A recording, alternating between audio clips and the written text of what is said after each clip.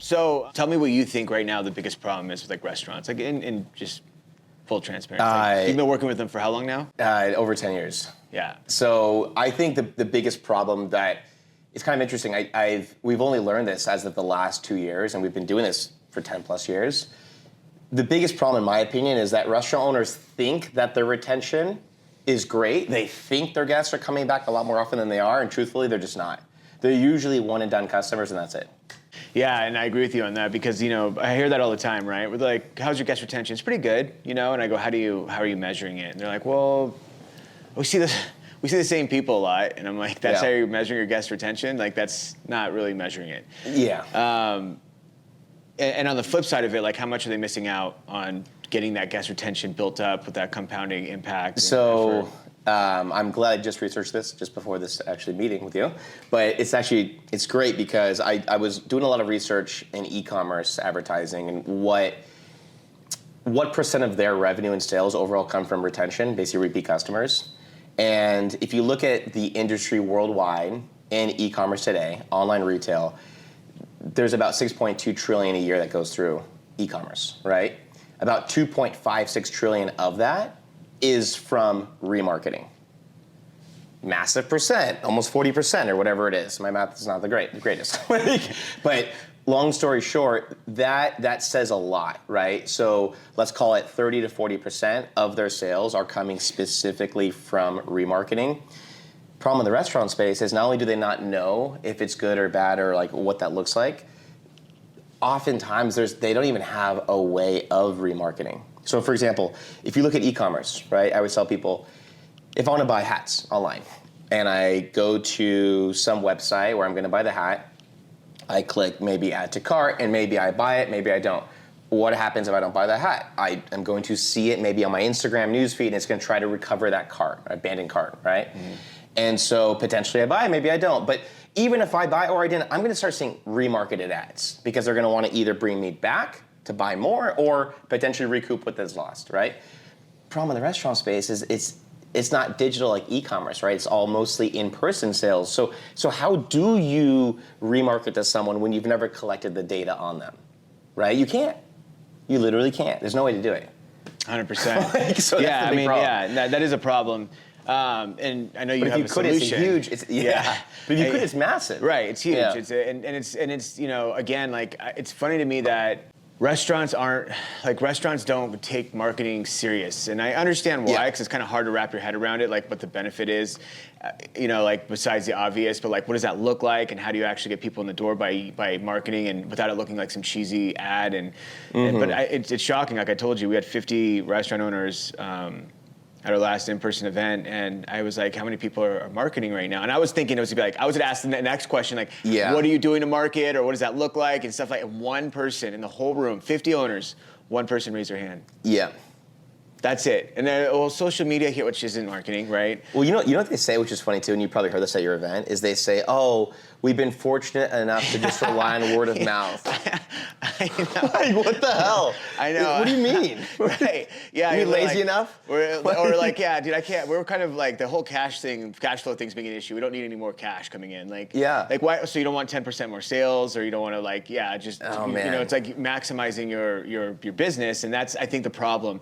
And Tony Robbins talks about this a lot. He's like, a lot of business owners are artists, not business owners, right? Yeah. And the artists have a problem with stuff like that. It's an art, right? Like the menu. I'm like, your menu is a sales tool. It's a sales tool, no matter what. Totally. That's what it is. It's designed for that. Either you could play ball or not. It's up to you. But like, you can get more sales just by creating your menu the right way. And Preston, I'm not like, we're not going to be like that. We're not going to be like, we want it to look a certain way with a certain aesthetic, and like that's fine. You can still do that, but there's still a system or totally. And it's just that mindset where I'm like, I get it, but like you got into business to stay in business, right? Yeah. Like that's the number one goal ultimately, is to stay in business. After that, you can do your artistic thing all day long. Totally.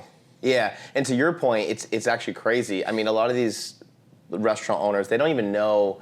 You ask them, like, what's your most profitable item? Right? What's a great loss leader for you? They have no idea. They don't know what these things mean. We spoke to 3 brands just last week that didn't know their profit margin on their business. How are you operating? Like, what? It's just the little things that seem like little things, but most of restaurant owners we talk to, and we're talking to some pretty, what seem to be legit restaurant owners, there's a lot of little things they just don't understand or care to think about. It's weird. And that's a good point you bring, because you said legit business owners, and we have the same problem. Like, we work with some restaurants that are doing 40 million in one location, right? Yep. They have award-winning design.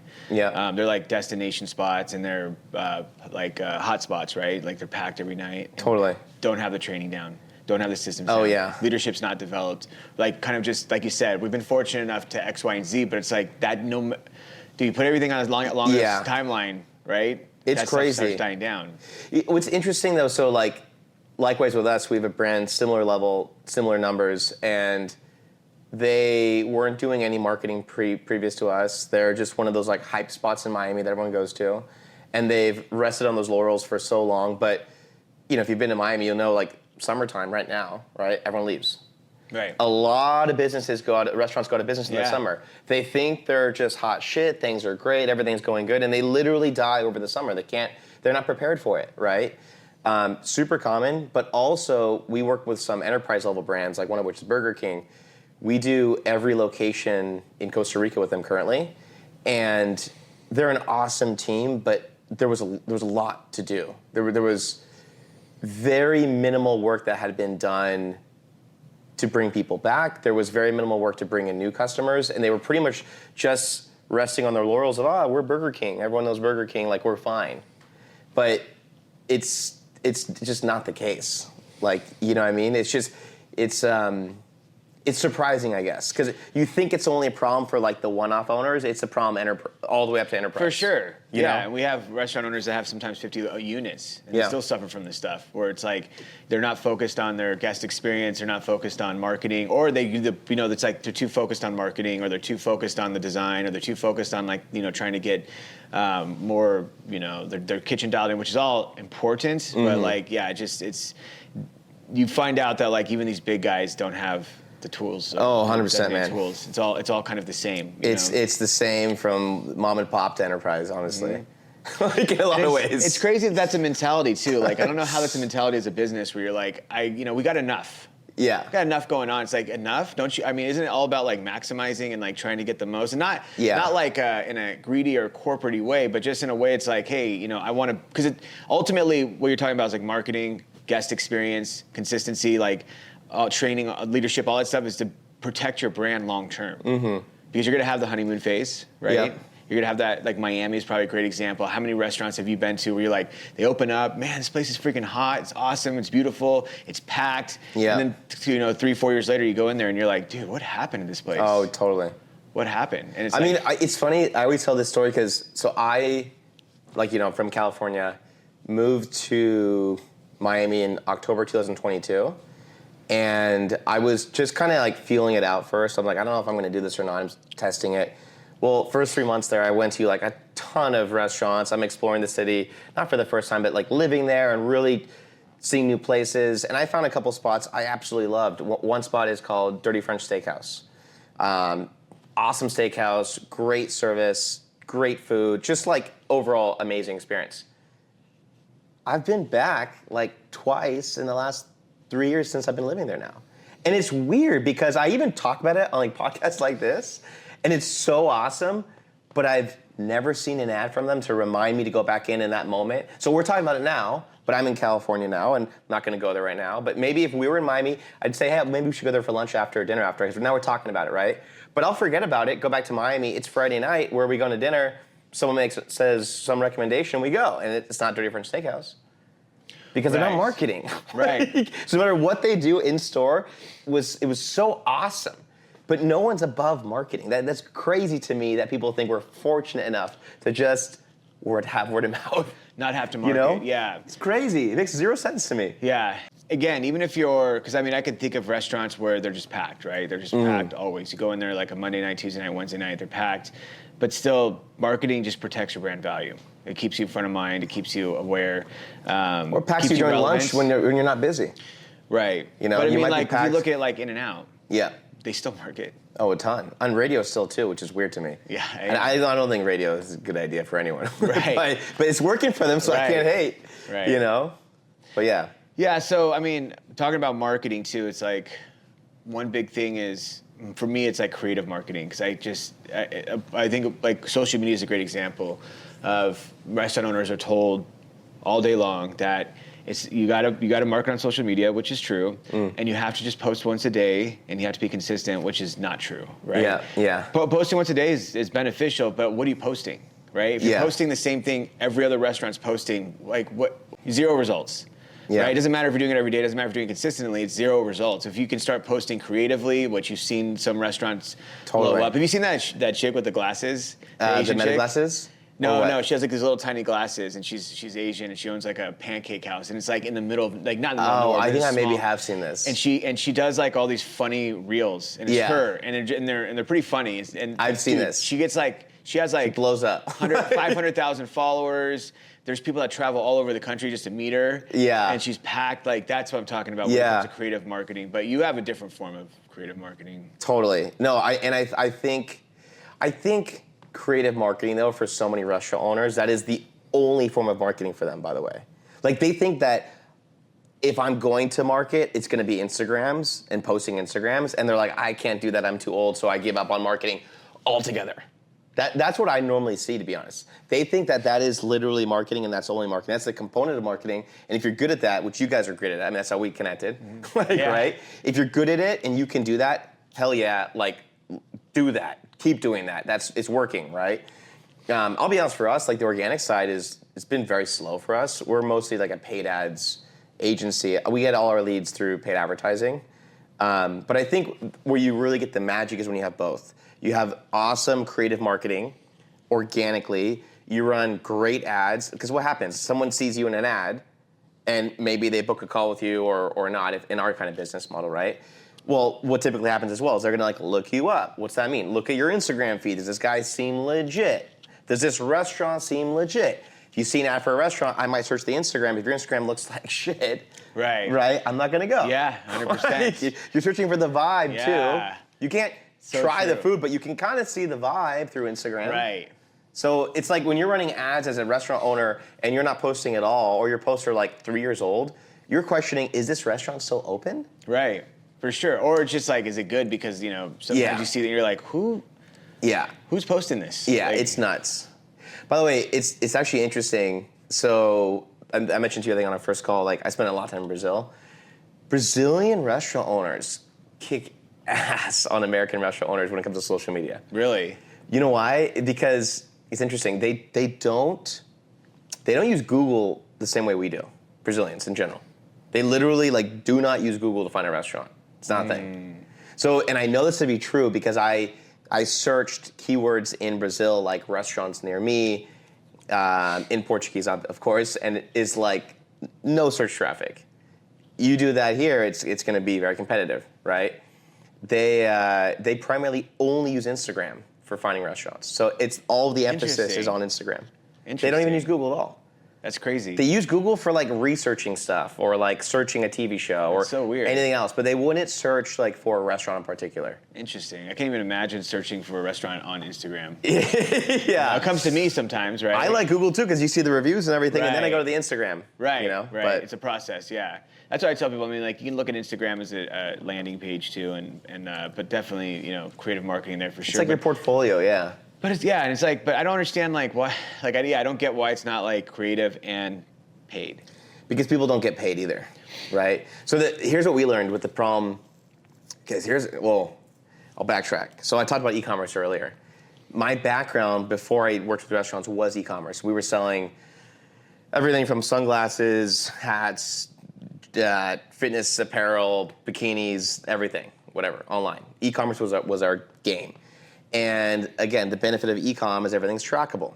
So if I'm running ads and I'm selling hats, and these hats are, let's say, $50, and I can get someone to buy them for every $10 I spend, cost per acquisition is $10, my product cost, I'm making $40, right, per purchase. And if I can hold that same cost per acquisition and I can scale, I'm gonna scale. Fuck yeah, right? I'm gonna scale that budget, and I'm gonna make more and more money, hopefully, until maybe some point where the ads stop working, which is very common, right? Right. Switch to the creative. But what I'm saying is restaurants have never had that capability. So restaurants are posting and running ads and boosting posts, which is basically does nothing. And they're doing all these like things and working with influencers, and they're working with some like local collaboration in town or whatever. And they're like, I'm doing all this flyers, I'm marketing, and nothing's working. Well, the problem is maybe some things are working, but you just don't know, right? You can't track what's working, what's not.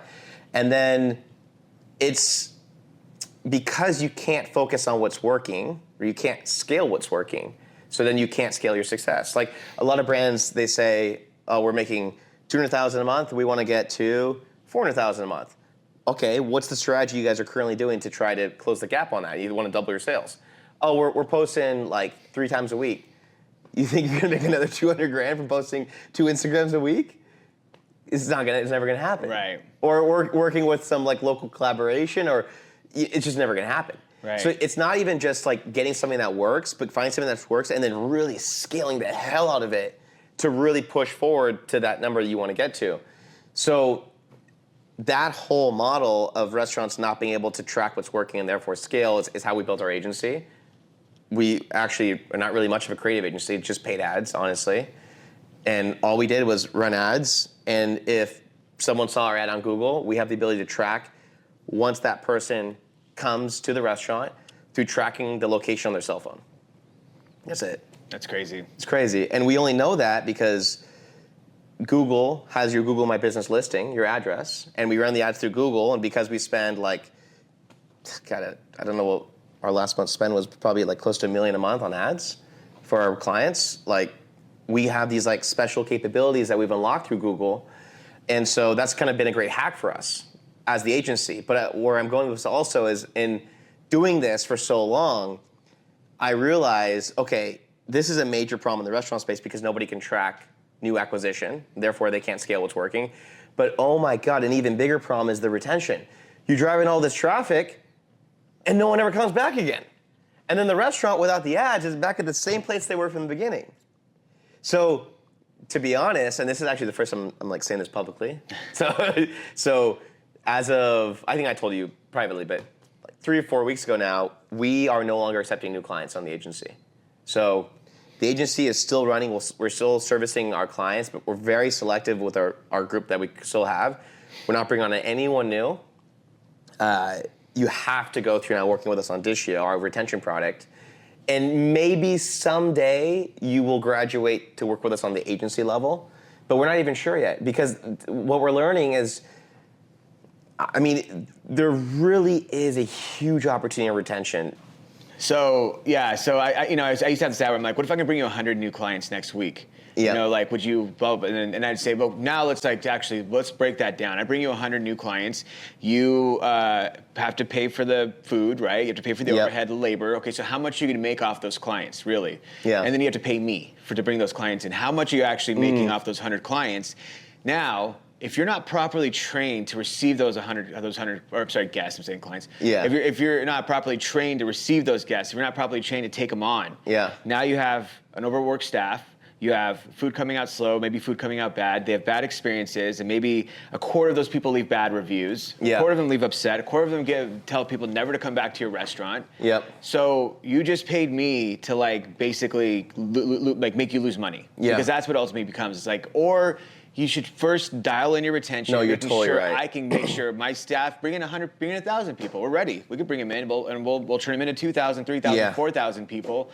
But instead, it's like that mindset, right? Of like you kind of like talked about, where it's that ridiculous, like 200 to 400,000, and I want it to magically happen. Yeah, I want to hire someone, press some buttons, and make it happen. Yes. It doesn't work that way. But if you're smart, you can scale, because you can bring someone like you in, bring the people in, someone like me, and bring the retention. Totally. And now you just have this freaking snowball effect. But honestly, it's actually like exactly what you're saying is so true, and it's actually really sad, you know, because there's a lot of agencies that will like take advantage of that like quick hit, and they'll make all this money in 3 to 6 months with the restaurant, and then, hey, the restaurant says, wow, we're killing it, we're good now, they turn it off, and then no one comes back, and they're back exactly where they started. But they have a bunch of negative reviews. And right? Yeah, exactly, that's true too.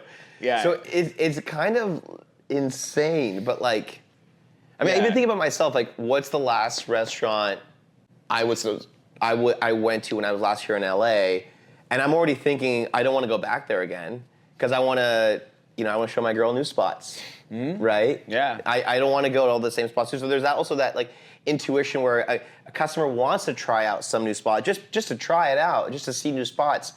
But if the restaurant could make that connection with their guest, somehow leave them with some special experience where wow, you know what? There's all these other great restaurants out there, but this place really left a lasting impact on me. And I'm remembering now that I'm back in time, that experience, I'm going back there again. For sure, you know what I mean? For sure, and you want as a human, naturally, you want to go back to where it's safe, right? That's who you think, right? Like, true. If you're getting your work done on your teeth, and you have a dentist that's badass, you're like, I'm going back to that dentist. I don't care if he raises prices, whatever. I just know he's awesome, right? And I'm gonna go back. And if you go with one that has a horrible experience, you're like, dude, I'm not going back. Yeah. And I've had that where you go to a dentist, you're like, what was that?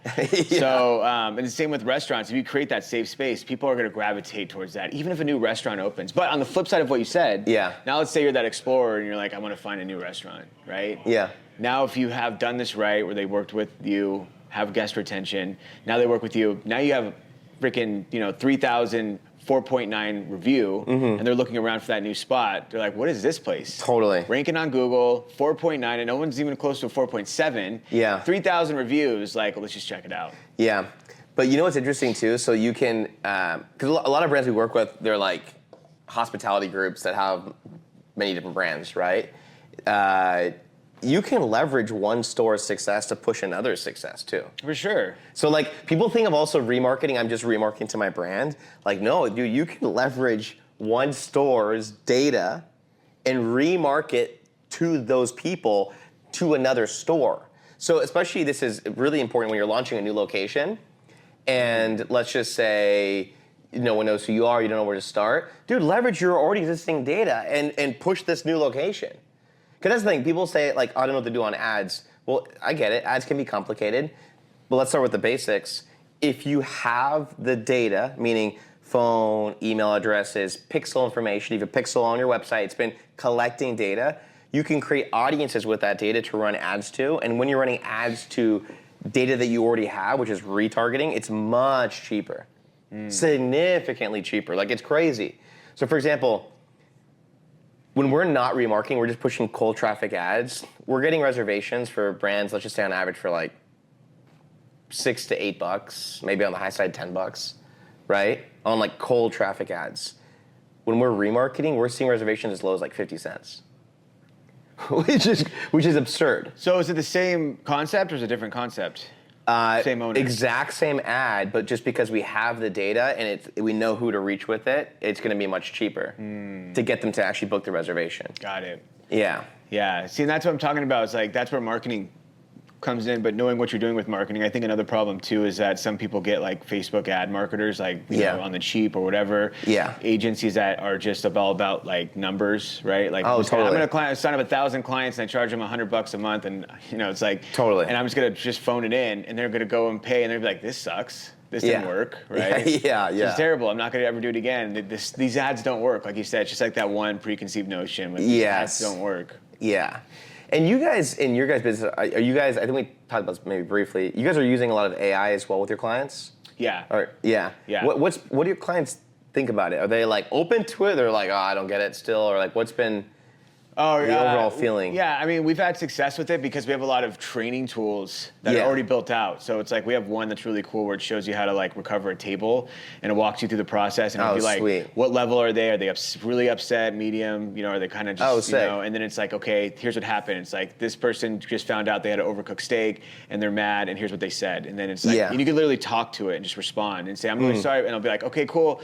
So you did like A, you didn't really do B or C. Like, why don't we focus on this part, and then you redo it, and it walks you through the process. Oh, sweet. And it rates you. Because AI, speaking of marketing too and all this, is really just going to change everything all over again. For sure. It's freaky. There's something really interesting that's going on right now, where basically service businesses are retaining the same price point that they charge for, but they're turning their people into machines, like AI, right? Yeah. And so let's just say you charge $2,000 a month for your marketing services, but your cost with all the your people involved, you have X margin, whatever. Right. But then you figure out you can give that exact same service offering with AI, but you can charge the same price point because your client's paying you for a result. Right. Right? So like, why would you lower the price, right? Right. So what's happening is like a lot of people are also saying that agencies are actually the best model to be in now because with this new wave, people are used to paying that. So it's almost like you have a SaaS product where you're charging like 15x what a typical SaaS would be. Right. You know? Yeah. So I don't know, it's hard to say. Yeah, because I don't think it'll fully, not anytime soon, will fully replace like Yeah. you at the helm, right? Like Yeah. obviously, like you said, the people underneath you can slowly get replaced. There's still like, so like, I told you I pitched on Wednesday to a bunch of investors, and one guy asked me like, what's your moat, right? Because what's also happening with AI is it's becoming very easy to just create your own software with prompts. Have you ever heard of Replit? Yeah, I haven't heard of Replit, but there's another one, right? There's a bunch of them. Yeah. But you literally can just prompt your way into Right. building software now. Right. And Like an app. and it's like not even like, oh, we're like not there yet. Like it's getting there. Like no, it's pretty damn good. Like already. Like, you know? So, you know, he asked, and this is the question that everyone's asking now as in software, right? Basically, I think everything digital is gonna the value in a company is gonna completely transform in the next couple of years. Because it used to be, I have this cool software that can do all these cool things. Well, maybe next year, you know, Joe Schmo can do the exact same software and build it in a day. So suddenly your cool tech is not so cool anymore. Right. Because it's kind of become obsolete because everyone just build it with AI, right? So what I'm getting at is basically like, he asked me what's our moat because yeah, sure, someone could start building our software and somewhat copy some things. But in the restaurant space, the moats there's a lot of moats. First of all, look at a brand like OpenTable, for example, right? OpenTable has all these users. They have all the restaurants. They're a marketplace. I could make an OpenTable tomorrow with this Replit app in 5 minutes. But is it going to be OpenTable? No, because first of all, OpenTable has all the integrations and everything. They have the community already using their app. They have the users, and so that's where the value is now. It's not the tech. The tech is actually worthless now. Right. But the value is the community. Right. Yeah, for sure. I just think the value in businesses is going to change on what they look at as valuable or not. Right. I agree with that 100%. Huge. Yeah. That's why I'm like, for me, I'm like just focused on like growing the brand and marketing because I feel like, you know, that will protect, like just like OpenTable is a great example, but that'll always protect like your products no matter what. Yeah, community is the most important, I think. So like for us too, and I told them this is going to be our moat. We're building within our product a way of which when you show up to the restaurant, and well, I guess the way our product works, right? You show up, you scan a QR code menu. It can be a menu, it can be an offering, it can be a landing page or something. It can be whatever you want. But you can create all these custom pages within our product. I prefer it to be a menu for full service sit down because we're tracking what you're looking at and all this stuff, which is really cool. Yeah. But basically, the moment someone scans that, we capture data on them. We send that data to the ad platforms of which now we can remarket to, right? But where this is really going is my biggest holdup, happens all the time, is restaurants say, this is really cool, love the remarketing stuff, but like, fuck your QR codes. I don't want to do it, right? Yeah. So, and I hear it all the time. So we've gone around it with NFC chips or other ways. Yeah. But that's a problem is like people just don't like QR codes. oh, for menus. totally.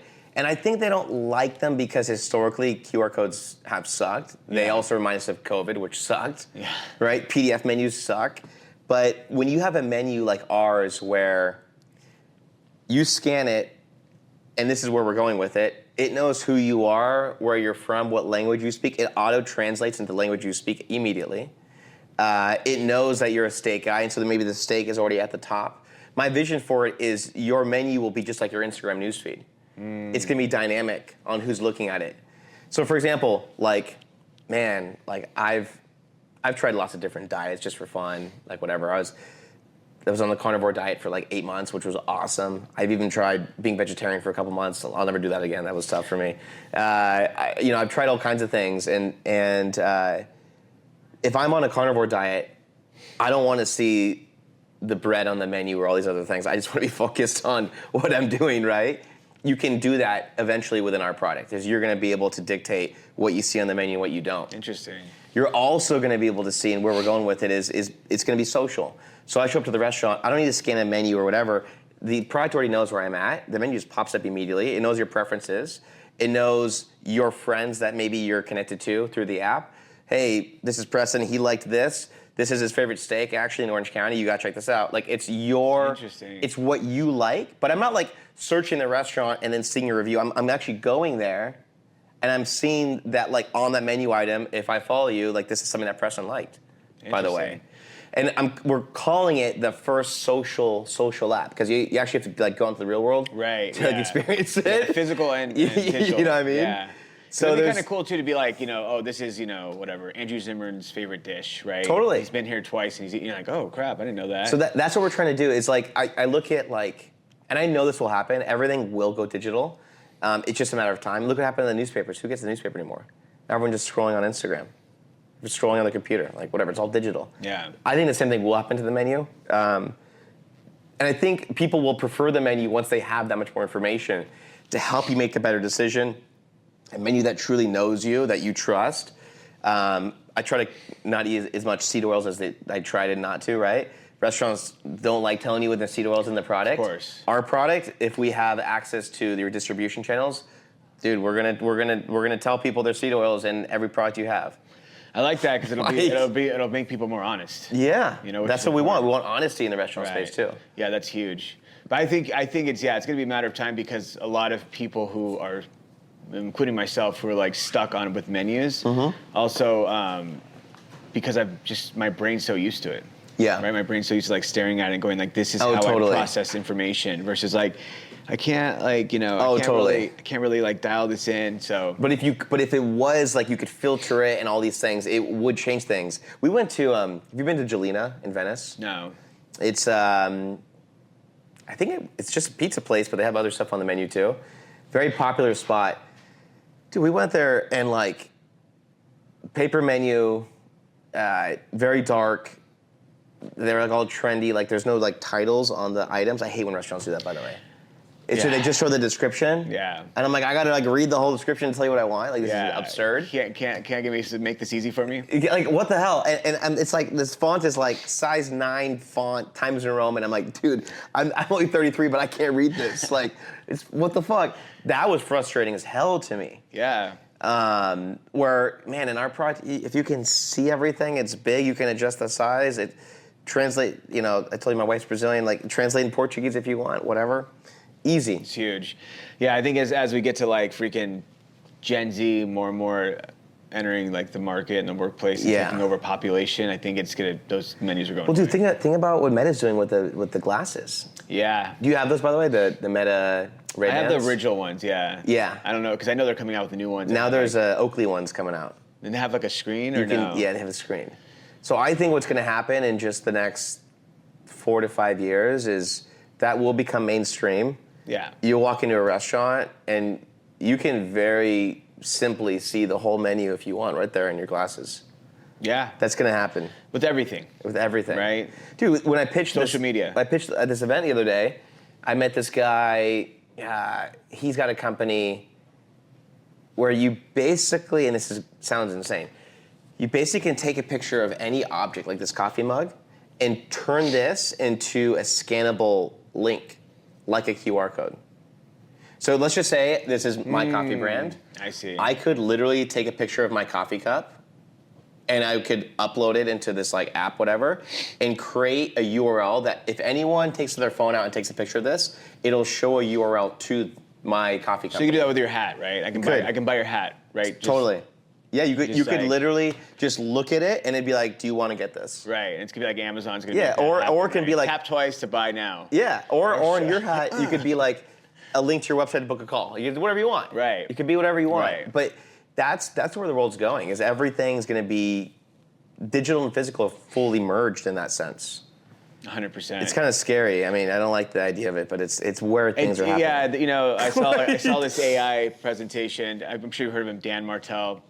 And he's big on AI, and he was talking about it, and he was just like, you know, like, dude, do I like this stuff? No. But like, I'm also not gonna fight it. Like, there's no, you can't be the old man saying I'm never gonna use email. Like, it just, it's like, sure, you can do that, but it's gonna make your life a lot more difficult. So it's like either you just got to play ball, and you know that's kind of what it is. Yeah. Especially if you're running a business. It's funny though because there are people like that, you know, and they're just so resistant. Like I have a friend.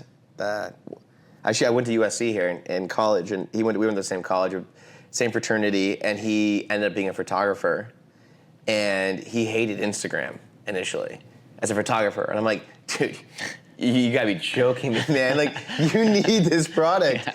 And so for so long, he was like, no, like I'm not that kind of person. I'm like a naturalist or whatever. Got Instagram. Dude's been obsessed with it for years. Like his career, I don't know where it's at these days, but I think it's gone a lot better because of Instagram. For sure. He's climbed a lot. Literally built for photographers. Yeah, literally. Yeah. And so that was good for him, but it was hilarious because I saw him post the other day. I don't understand AI. I don't get why everyone's so obsessed with it. I haven't used it once since it's come out, and I'm perfectly happy with my situation. And I'm like, dude, once again, it's always the same people that are so resistant. Right. You know what I mean? Like, to all this new tech. And it's like, and you want to tell them, I hate to tell you this, but you're using something in your life, some way, some shape, some form that uses AI that you enjoy. Totally. You just don't know AI is built into it. Well, dude, look at like, if you're a photographer, filmmaker, you can have AI fully edit your photos exactly how you want now. We have editors that work on our team, I'm sure you guys do too. But a lot of what we do with our editing team is now done with AI as well. Like it's made our editors 4 times more efficient. Right. Right. If you're in the creative space, you're not using AI, you're blowing it. Right. Like what? 100%. It's crazy. Yeah. I mean, and that's, I always try to like subscribe to every AI newsletter, everything. I'm I'm like trying to like, what's new? What's like Google Banana or something? Was it? Nano Banana or something? Nano Banana. Yeah. Insane. Out. Do you guys? Because you guys are doing paid ads too, right? Or are you guys just organically? Yeah, we do paid. Okay. Yeah, it's mostly for awareness and like, you know, webinars and stuff like that. We don't like book a call. Oh really? You don't do any of that? No, because we just not right now. We can't afford to not spend dollars on ads. Oh yeah. Because we have employees that their whole job is onboarding. And so if we're not spending X amount and acquiring X amount of customers, their jobs are they're just getting paid to do nothing. Right. You gotta keep them busy. Yeah. I mean we're in the same boat. Don't get me wrong. Crazy. We're definitely in the same boat. But we have a lot of organic outreach. But your organic Instagram is awesome. Thank you. Because I told you on the phone call, I was like, I've connected with a lot of people in this space, and it just seems like a lot of people on the content side, they're just like posting to post, but it's not actually like useful information.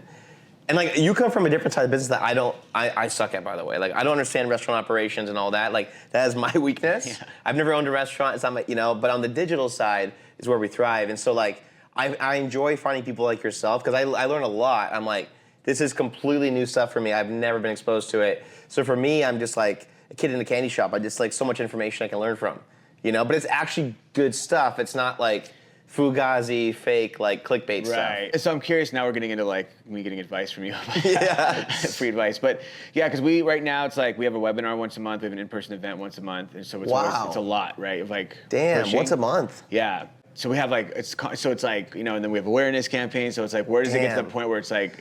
Are most of your clients Southern California based?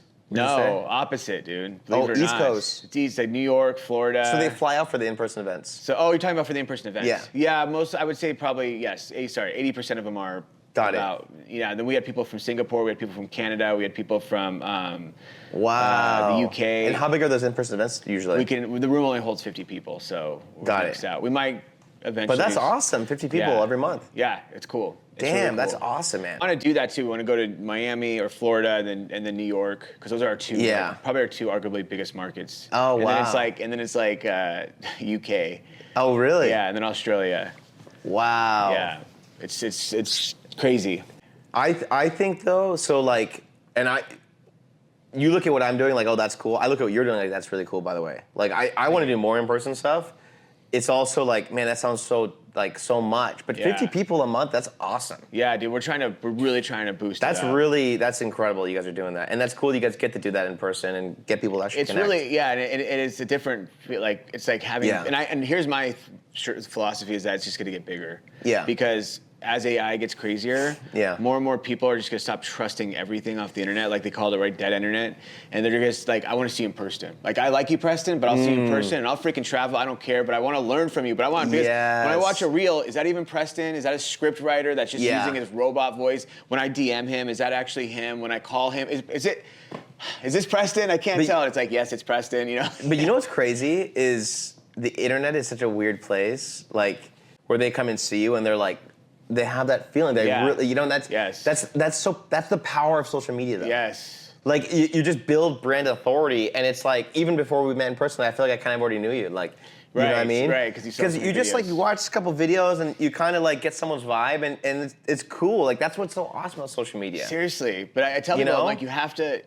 The biggest misconception is social media is free. Yeah. Because it's not. True. If you're serious about building like a personal brand or a brand in general, it's not free, dude. It's gonna cost you a lot of time. Getting the content up there's cost money, right? Sean's here.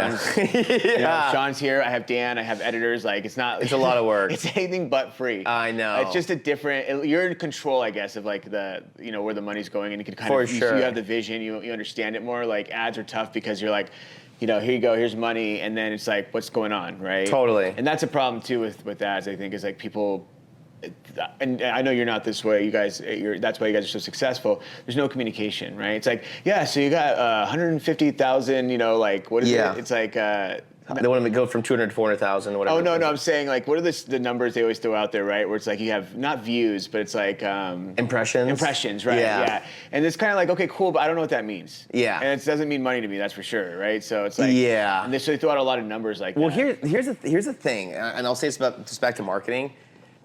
Restaurant owners have a really sour taste in their mouth about marketing because they've been... scammed, screwed, whatever in the past so many times. Same with me, by the way. So, every business owner. Totally. Yeah. So we've been doing this since 2015. This is crazy. Early days when I was doing my thing, I was closing every deal over the phone in 20 minutes, like $5,000 plus packages, just over the phone. It was so easy to sell 10 years ago, it was a joke. And now, I could never do that. And the reason I couldn't do that, actually our product's 10 times, 100 times better than it was 10 years ago. Right. So it seems like it should be easier, but the level of distrust in the market is like, what the hell? I've worked with 7 other agencies and they all screwed me and nothing happened and I lost all this money.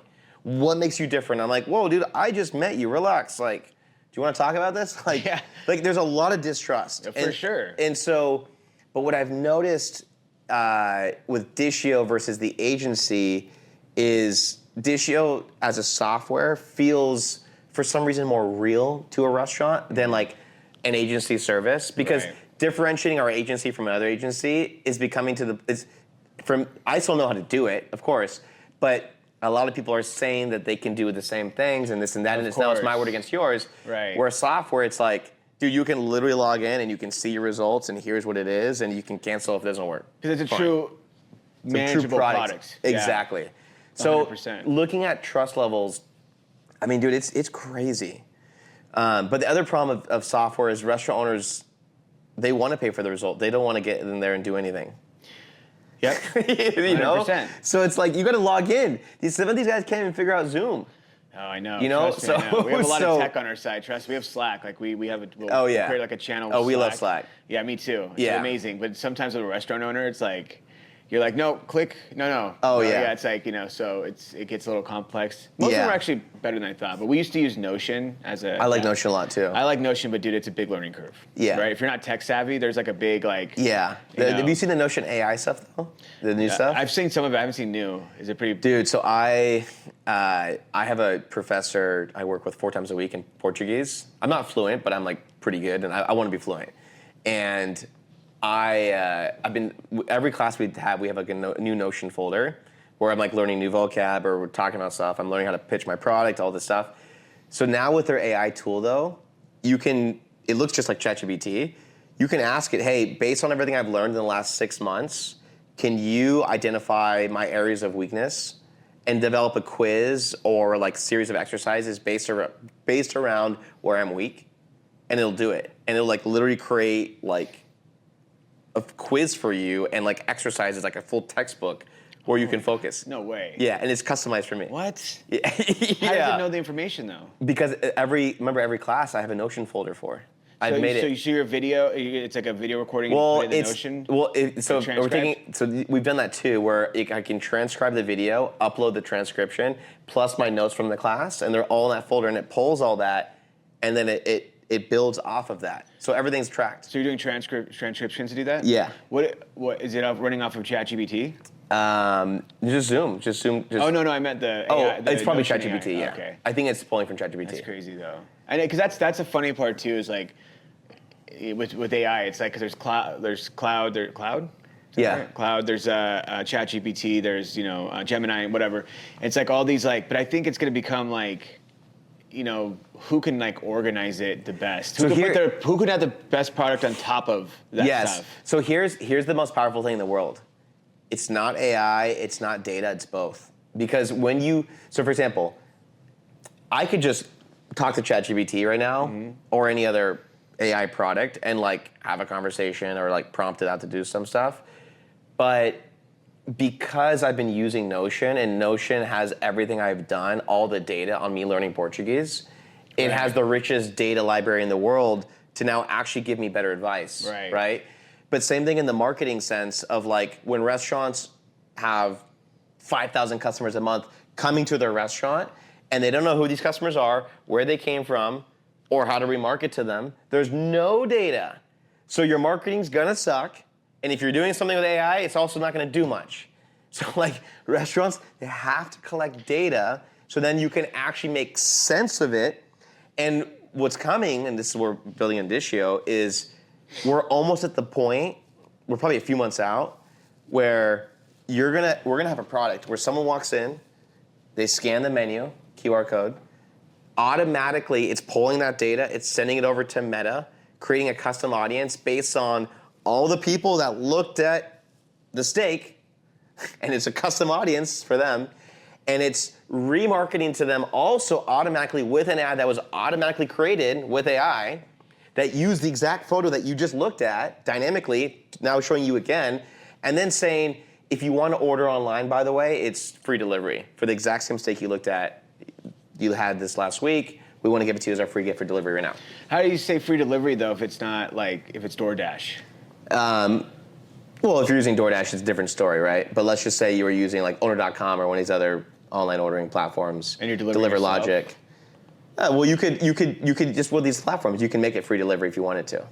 Got it. So like a lot of what we ask clients all the time is, first of all, okay, like what are you making in sales? Cool. Like what revenue channels do you currently have? So in-store guests, catering, online ordering, private events. We want to see all the different ways you can make money. Okay, and what are we trying to push right now? What's profitable for you? And then basically we'll collect all the data from people scanning these QR codes in store, people engaging with their website, people that are in your point of sale. Dude, a lot of restaurant owners, they have no idea, but their point of sale has hundreds of thousands of phones and emails and they don't even know it. It's been collecting this automatically. Yep. So that's rich data. Yeah. We take all that data and you tell us what you want to promote. Catering, online orders, just more repeat visits, reservations through OpenTable, doesn't matter. We'll set campaigns that just promote those things, and it just runs on automation. So again, someone comes in, scans menu, boom, retargeted whatever the goal is. Someone scans in, scans menu, boom, retarget whatever the goal is. That's it. That's crazy. And it just runs on repeat. And remember, the audiences are continuously refreshing because generally speaking, most restaurants are getting new time guests all the time. So do you think they can track guest retention that way? Oh yeah. I know, I already can. I already know if you're a new or repeat. Every time. Without you having to do anything except scan the menu? Yep. Interesting. So here's what gets really nuts. I know that you're new or repeat. I also have the ability to auto-collect your phone number, your email, your first and last name, your marital status, your income level, and your LinkedIn profile. Social Security. And not that yet. Not that yet. But that's what's crazy. Yeah, and so what you're saying, and this is, and I'm obviously it's pretty obvious to know this, but something I think people just don't think about is that it's easier now than ever to collect data. Yep. To collect even more data. Yep. And here's the important piece I think people really understand is that your if you don't do it, your competitors will. 100%. And it's like, so it's up to you, man. If you want to sit there and play our artist game, and we rely on word of mouth, it's like, okay. There's a brand, I don't want to say their name, but they're in Miami. They're really big time. And I'm like so annoyed with them because we had our company retreat last year in Miami, and we went all in on this restaurant group. Like we got like 40 rooms to stay at their hotel. We rented out one of their restaurants to throw this huge event that I spoke at, and we had this big party. All in, we probably spent like 180 grand with this restaurant group. And I was doing it for our team retreat, but I was going all in on their group. So just be like, hey guys, like I want to just do this in good faith to show you like we're serious about you guys. We love your brand. We want to celebrate with you, but you know we want to have a meeting with you after all this to see how we could potentially work together. We're one of the biggest groups in Miami. And that was last year. It's been almost a year. The owner just stiffed me. Was like, no, I'm good actually. Fuck your QR codes. And so I was so bitter, man. That sucks. Yeah, I know how you I feel. literally was like, I'm gonna make every other brand successful in Miami except for yours, and I'm gonna just. That is bury the best, though. That's the best motivator. That's the best business motivator. Yeah. When it's revenge, dude. This is like the first like revenge situation I've had, and I'm like, I don't even care. I'll talk about it publicly. Like, fuck these guys. I'm gonna blow up every other brand but theirs. I love that. And I know how to do it. I love that. It's you gotta crazy. make them wrong. Yeah, that's the best. It's That's the best. crazy. I'm telling you, that's the best motivator because I've been there too. Yeah. But I'm still bitter about it. It's been a year. I can't believe it. I get it. Because you're like, dude, It's first, insane. I'm not selling you snake oil. This is a totally feasible, beneficial product that I want to work with you with, and I also made an investment with you, and now you're just gonna be like, yeah. Dude, we won't even take the meeting. We could have at least taken a meeting and we decide, you know what, this maybe isn't worth it. Give me the why, so I can understand, right? Totally. I would have been sufficient. Right. I wasn't doing it expecting the sale or whatever, but you know, this is a relationships business, right? So I recognize that's why I think it's awesome you do in-person stuff. I want to do more of that. Man, if I'm here next time you guys do it, I'd love to come to one. For sure. But basically, like, it's a relationships business. So I was really going my way and I was really excited, and the fact that it just went that way, it showed the guy's true colors. And I'm like, forget it. Yeah, I mean, dude. Forget it. Yeah, and you know? Ultimately, it's like you're running a restaurant business, right? Yeah. It's a hospitality group. Totally. But you're not living hospitality. Totally. I'll tell you right now, True. too, by the way, we'll see how longevity of success always lies in how people conduct themselves. Oh, yeah. Bottom line. And stuff like that, dude, that's dirty. It's crazy, man. Yeah, because like they, you know, when you go all in, obviously you're talking to them saying, "Hey," and they're probably like, "Yeah, for sure, right?" And they were saying that 100%. And then it's like, give me just a meeting. Have that's just like the, and then if you want to be like, dude, honestly, I just can't see it. Like, okay, cool. Yeah, totally Thanks. would have been understandable. We still had to do our team retreat. Hey, no worries, maybe in the future. Right. But when you just get like, it's crazy, man. Yeah. So I think to what we were talking about at the very beginning of this conversation, like these brands that aren't doing marketing and have been successful without it, good for them, but that's so damn rare amongst everyone else. I think all these other owners, they see that and they say, oh, they're not doing anything. That's what I got to do. Do nothing too. But it's not that. I know, and it's not. It's like, okay, here's the thing that frustrates me, right? And I talk about this with training and systems all the time too. I'm like, you're trying to train your staff like we were training staff post-COVID or pre-COVID, right? And even then, it was like broken. Like, the training and systems leadership development was broken before that. Now it's like Gen Z is flooding the workplace. We have post-COVID mindsets, post-COVID technology. AI came around. Things have dramatically changed, and you're still training the way we were training in the 1980s. Yeah. That's your philosophy, and it's the same with marketing, where it's like, dude, it's not like that anymore. Word of mouth is not like that. We're not in the same era in any way. We're like 10 eras out. I know. And it's important. It's still like 80-70% of like your repeat business, but like you still have to compete, man. It's good, and competition is stronger than ever, and margins are smaller than ever. And but everyone's like, dude, kind of curious. Do most of your clients are they looking to like improve operations in their restaurant and profitability so they can expand out their restaurant group, or is it they're trying to get to like a healthy point where they can sell it off, or is it kind of a mix? Like what's typical for you guys? Most of our clients are looking to scale, right? So a lot of them are our typical clients like, hey, we just opened up our 3rd location or 5th location, and we're starting to realize. So it's usually multi-stores that are trying to go real big with it. Right. That's awesome. And they're seeing it. Yeah. Well, you can see because these are guys that they understand the value of systems. For sure. the single guy, that's, you know? That's it. That's the one thing they're like, I want systems, we want to build these systems, we want to build all these things. And it's like, yeah, absolutely. Wow. And it's so necessary because it's like, dude, it's like I can manage, brute manage maybe 2 locations as an owner, like without systems and training. But after 3, dude, you can't do it. And all of a sudden, this one starts failing, this one starts failing, and you're like back and forth. Yeah, you're running around. You're like, dude, how do I end this cycle? It's too crazy. And I want to open that 4th location. It's like, yeah. Good luck. Yeah, I mean, like, look, man, you got to get this stuff dialed. But yeah, it's funny because like sometimes we'll tell people what we do, and they're like, "Oh, it's like bar rescue," and I'm like, "No." Yeah. You're like, no. If anybody's in the red, we're like, "Sorry, like this isn't gonna be a solution for you." What's like? So usually multi-stores, is it mostly QSRs or full services, like all the Mostly full service. We service everybody because we have QSR experts, we have hotel experts, so we do hotels, QSRs, all that stuff. But it's mostly full service. So we try to do the same thing. Like, you know, we're happy to do this, but like, do you think you're in a place to do this? Because we had someone the other day that's like, we don't have any managers, and I'm like. Like, well, I don't know. You gotta need managers. There's no managers. Yeah. Dude, that's. I think though there'd be a really cool play that we could probably figure out on the marketing side. That maybe someone who watches this video, they'll see, they can give us some ideas. But because I think again, where you provide value, we don't. Right. And I think I can provide a lot of value to your guys' audience too. Yeah. I think there's some kind of synergy where, I mean, it's like I was telling you earlier, we have a client that is basically piecing together all these programs and softwares to create like a super restaurant playbook. And it's pretty smart. Yeah, it's super cool. I'll connect you guys for sure. But I wonder if we can create like a mini playbook, just us. Like, no, I'm telling you, because it's a 1-2 punch, right? Exactly. It's like, he'll bring him in, we'll get you to keep it. He brings him in, we'll turn him into 3. 100%. Right? That's like and it's true. It's like it's exactly what we'll do because we have all the tactics to bring him back and build loyalty. But you know, it's like people still have to walk in the door, and it's like, well, we have people walking in the door. Okay, can we double that? Is that a problem? Is that an issue? What do you think about the John Taffer like red napkin, white napkin thing? You know what I'm talking about? No, maybe I do. I've heard a lot of this. Where it's basically like he says there's this video on YouTube that just like blew up, and it's actually we're like kind of trying to use that video in some of our ads right now because it's just all about retention, and we both work on retention just from different angles. He's got an angle where basically someone walks in the restaurant and the owner or the manager or staff member asks the customer, is this your first time dining with us? If it's their first time, you give them a red napkin. If it's not your first time, you give them a white napkin.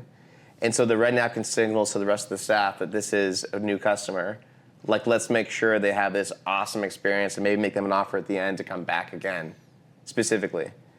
Yes, that's like I'm butchering it, but I've heard that before. Yeah, I didn't know it was a red napkin. Well, I remember that's it. The problem, again, any strategy is better than no strategy. So if you're doing that versus nothing, I totally recommend it. Totally. The problem with that is a couple of things. One is like, okay, so if you're a regular customer or a repeat customer, you're sitting next to someone with a red napkin, and everyone's like, hey, everyone's like, what the hell? Blah, blah, and you're like, cool, like I'm the guy that's spending. I've been here 10 times, and then also you feel that too because you get the red napkins. Everyone's like all nice to you, and then like once the red napkin's gone, you're like, oh, cool. So that was it's like it's kind of weird. Like hook up with a chick and ghost her. It's like oh, cool. Like that's So I always felt like it was weird, but I'm not on that side of the business, so I was like, oh man, awesome. But it's good in theory, right? Yeah. But I like the outside of thinking, outside the box, and again, better than nothing. Like totally. As long as you're honoring your first guest, but I tell people this too because there's always like, oh, it's your first time guest, which I agree with, but you should ask people not if it's your first time, but when's the last time you've been here?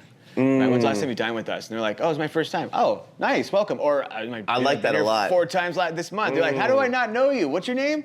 Right? But then it's like we still give them the red napkin treatment no matter what. It's just a different approach. That's awesome. Because so first time we'll give him a different, but dude, hey, that guy, it's his 3rd time. And with your data, that'd be super helpful. It's his 3rd time. Wow, yeah. Let's still freaking wow him. Let's still make sure we freaking honor him. For sure. How do we make him feel special? And then there's a place, dude, we can talk about this later, but it's called JBJ's. They have 24 locations, Jack Brown Joint. Nice. They're in Kansas, I believe, and they're in different states around like Tennessee and stuff like that. Yeah. Their loyalty program is insane, dude. It's really? Absolutely bonkers. They have, so every time you drink a beer, you get like a notch. It's called the Notch Club. Oh, no way. Yeah, so you get a notch. And they're trying to, they were, back in the day, it was like 2012, they're trying to promote craft beers that nobody was drinking. And they were like, they had a bunch of them, and they were like, man, we got to push this stuff. But that's genius because it's not just on a visit, it's on like drinking a beer. So you get a notch, and so they're like, okay, if someone gets 100 notches, they get like X, Y, and Z, and they made it something cool. It was like not just like another beer, but like, you know, like you have a day named after you. It's a notch where though? Like they have a freaking card, dude.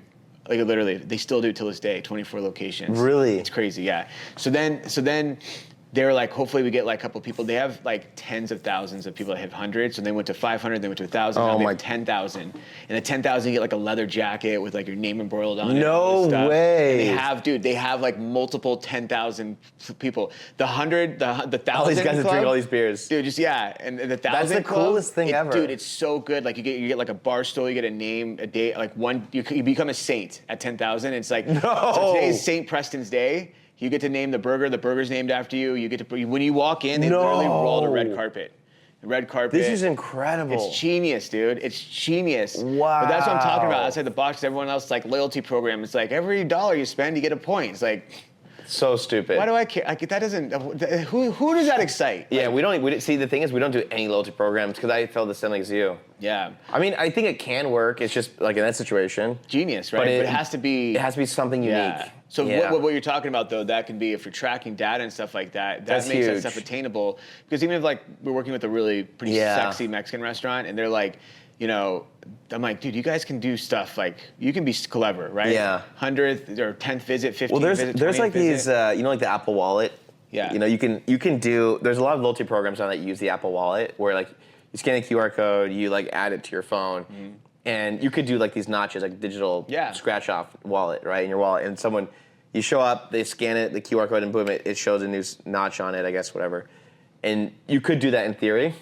The cool thing about the Apple Wallet, though, too, which a lot of people don't think about, is think about when you're gonna go travel, right? You go to the airport, and if the ticket's already in your wallet, you've already checked in, right? What happens when you walk in the airlines or airport? Your ticket just pops up, right? And people are like, oh, how does it do that? Dude, it knows your location, right? Right? Right. Like when I land, every time I land, it's like Lyft's like, welcome. Do you want us to get you yeah. But specifically Apple, but that's an app you have downloaded, which already knows where you are, right? Yeah. This is not even an app. This is just in your wallet. Right. And what's cool about that is like, if you're walking by that restaurant, the restaurant can set stuff up that sends you a notification through the Apple Wallet to come in.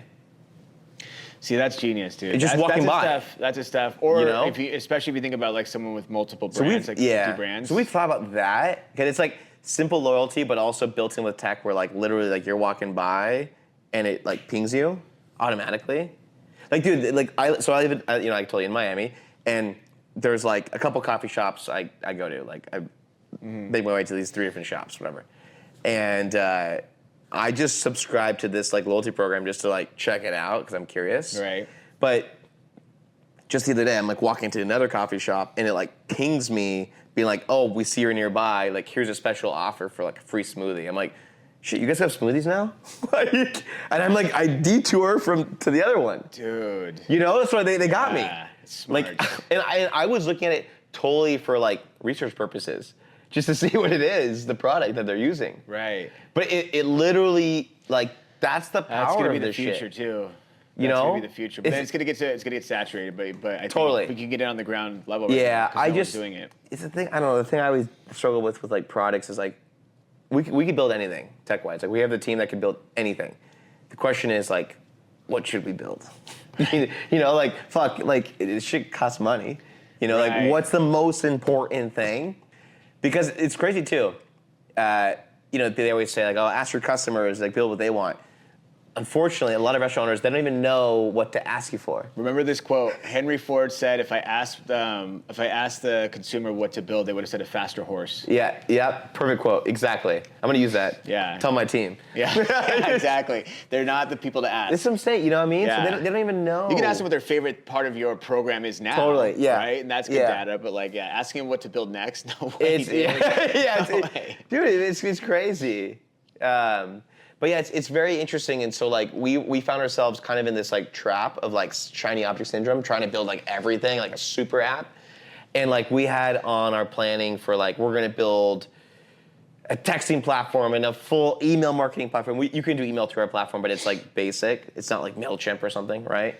But you can start building. I mean, MailChimp is not complicated to just copy, right? But it takes time, right? Right. So you have to just like kind of choose your battles. And like where we now just really live is just like, dude, all we got to do is capture data from your point of sale, your online ordering, and QR code in store.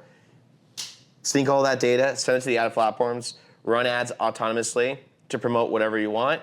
And if we can get customers even just like 20% of them to come back one more time a year, there's a lot more money to be made. It's absurd. For sure. Just one more time. And that's a problem too. And that's all it is. It's so simple to add those numbers up. It's also like I always tell people to think about, bad service, because what's the flip side of that, right? Yeah. If you just lose one of those a year, totally, that too. How much does that cost you? Yeah. Because of the bad service or bad hospitality. Yeah.